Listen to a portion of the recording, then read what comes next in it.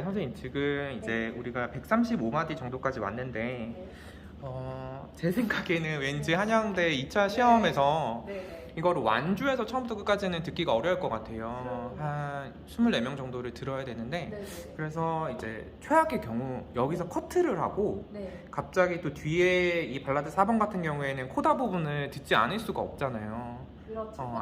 네, 안 들으면 너무 땡큐겠지만 입시에서는 무슨 일이 벌어질지 모르기 때문에 203마디 그 C 메이저 코드 나오는 거부터 해서 이제 그 코다에서 끝까지 마무리해서 쳐라 이렇게 얘기를 할 수도 있기 때문에 코다 부분, 이 부분 연습 방법이라던가 아니면 연주할 때 유의사항 그런 것 좀 말씀해 주세요.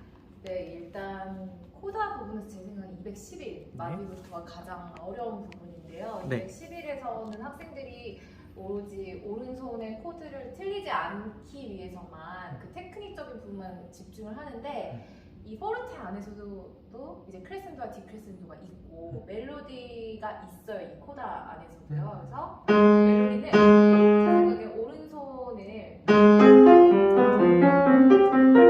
이 음들을 모두 다 살릴 필요가 없고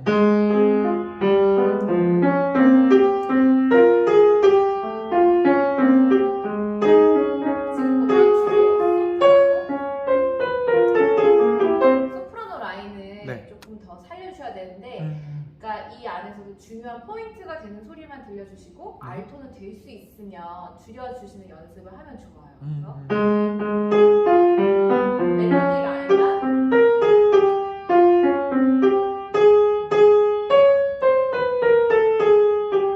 따로 연습을 해보시면 훨씬 좋고요. 그리고 오른손도 마찬가지지만 왼손도 그만큼 역시 계속 중요해요. 그래서 여기 처음에 나오는 스폴잔도 파! 이 파를 그냥 때리시면 안 돼요. 여기 스타카토라고 표기되어 있지만 얘는 논 레가토처럼 사실 실제로 연주할 때는 이 정도 깊이로 이렇게 스타카토를 때리면 너무 어택하는 소리가 나서 얘는 비음악적이다 이런 얘기를 들을 수도 있어요. 그래서 이렇게 들리면 안 되고 길게 끊어주시면 좋고 왼손도 첫 소리에 항상 베이스 첫 소리가 중심이 되는 소리예요. 그리고 또 212마디에 보면 이 4번이 어려운 게 악상이 같이 가면 좋은데 오른손은 작아지고 있고 왼손은 커지고 있어요. 이거 반드시 지켜주셔야 돼요. 이런 악상들 포인트들. 그래서 여기서는 테크닉적인 것도 중요한데 왼손은 커지고 오른손은 작아지고 이런 요소들이 계속 반복이 되거든요. 그거를 반드시 지켜줘야 되는데 대부분 연주를 하면 그냥 다 커지거나 다 작아지고 해요. 제가 볼 때 여기 포인트는 그걸 얼마나 잘 살려주느냐.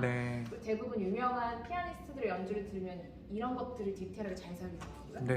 그리고 큰 부분들은 사실상 쭉쭉 오히려 223마디 같은 경우는 오히려 쭉 끌고 가는데 문제가 없어요. 다 크면 되니까. 그럴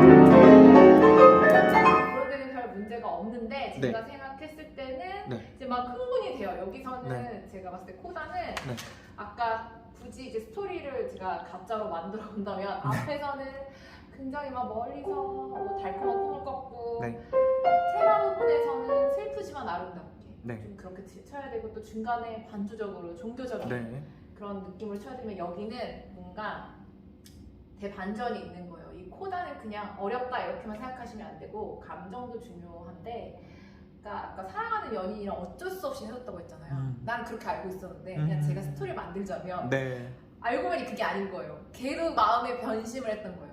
예를 들면 이게 집안의 반대로 헤어졌었던 걸로 난 알았는데 알고 보니까 집안의 반대도 물론 있었지만 남자가 날 변심한 거야. 나한테 마음이 떠났어.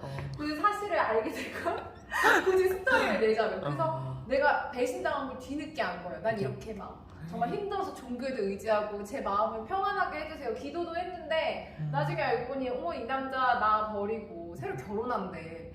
근데 나 너무 배신감 이런 처절함이 코드에 묻어나야 된다고 생각해요. 그냥 막 신나서 격정적인 게 아니고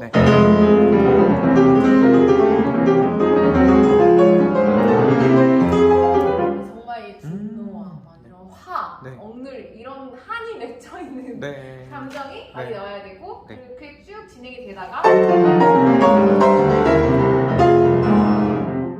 여기서 보면 스폴잔도가 나고 227마디 해주셔야 돼요. 네네. 이 부분 굉장히 중요할 것 같아요. 만약에 쭉 치면 네.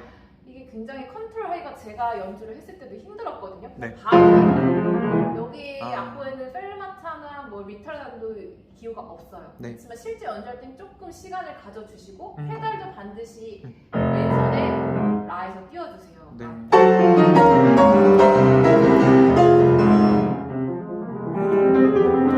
이렇게 반드시 끝소리를 듣고 왜냐하면 쉼표가 있기 때문에 대부분 그냥 아무 생각 없이 연주를 하면 그냥 가요. 그렇지만 쉼표도 음악이기 때문에 반드시 오른손 선율이 나올 때 왼손이 이런 음들이 울려서는 안 돼요. 네. 오른손만 분명히 들릴 수 있어요.